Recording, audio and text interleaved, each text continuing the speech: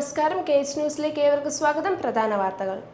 നിർത്തിയിട്ടിരുന്ന ചരക്ക് ട്രെയിനിന്റെ മുകളിലൂടെ മറുവശത്തേക്ക് കടക്കാൻ ശ്രമിച്ച വിദ്യാർത്ഥിക്ക് ഷോക്കേറ്റ് പരിക്ക്. കോട്ടയം അപ്പാഞ്ചിറയിലെ വൈക്കം റോഡ് റെയിൽവേ സ്റ്റേഷനിൽ വൈകിട്ട് 5 മണിക്കായിരുന്നു സംഭവം. കടുത്തുരുത്തി പോളിടെക്നിക്കിലെ വിദ്യാർത്ഥിയായ അദ്വൈതിനാണ് ഷോക്കേറ്റത്. അദ്വൈതിനെ കോട്ടയം മെഡിക്കൽ കോളേജ് ആശുപത്രിയിലേക്ക് മാറ്റി. ഇടുക്കി കുട്ടിക്കാനത്ത് ബൈക്ക് അപകടത്തിൽ കോളേജ് വിദ്യാർത്ഥി മരിച്ചു. കുട്ടിക്കാനം മരിയൻ കോളേജിലെ വിദ്യാർത്ഥി ഡോൺ സാജനാണ് മരിച്ചത്. ഡോൺ സഞ്ചരിച്ചിരുന്ന ബൈക്ക് നിയന്ത്രണം വിട്ട് മറിയുകയായിരുന്നു. കോളേജിലെ പരിപാടിക്കായി സാധനങ്ങൾ വാങ്ങാൻ മുണ്ടക്കയത്തേക്ക് പോകുന്നതിനിടെയായിരുന്നു അപകടം. ഇടുക്കി അണക്കര സ്വദേശിയാണ് ഡോൺ. തൊട്ടുപുറകെ എത്തിയവർ ആശുപത്രിയിൽ പ്രവേശിപ്പിച്ചെങ്കിലും ഡോണിന്റെ ജീവൻ രക്ഷിക്കാനായില്ല. ഇന്ത്യയിലെ പുതിയ ഉപരാഷ്ട്രപതിയായി തിരഞ്ഞെടുക്കപ്പെട്ട് NDA സ്ഥാനാർത്ഥി CP രാധാകൃഷ്ണൻ. നിലവിൽ മഹാരാഷ്ട്ര ഗവർണറാണ് CP രാധാകൃഷ്ണൻ. ആകെ പോൾ ചെയ്തതിൽ 767 വോട്ടുകളിൽ 452 വോട്ടുകൾ നേടിയാണ് CP രാധാകൃഷ്ണന്റെ വിജയം.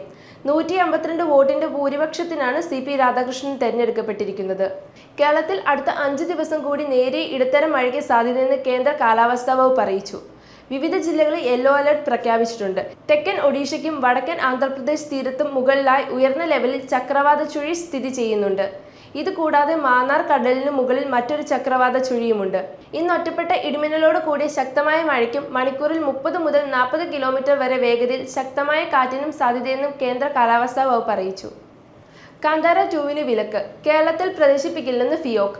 കൂടുതൽ വീതം ആവശ്യപ്പെട്ടാണ് പ്രതിഷേധം.